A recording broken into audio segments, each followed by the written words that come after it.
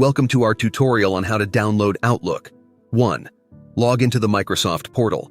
Enter your email or phone number, and then type in your password.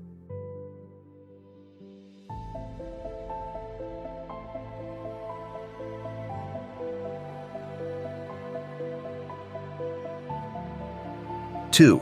Once logged in, click on Install Office. You will see the button to the right of your screen. 3.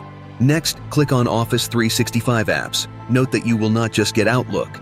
It comes bundled in with other apps including OneDrive, Word, Excel, and PowerPoint. If you already have some of these apps installed on your computer, they will be replaced by the new installations. 4. You will get an Office Setup.exe file on your computer.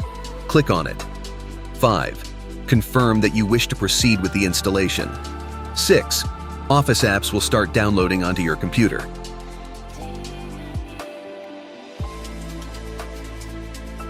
7. When done, click on Close. 8. Now click on the Start menu on your computer and search for Outlook. 9. Click on the Outlook app. Congratulations, you have learned how to download Outlook. Thank you for watching our guide.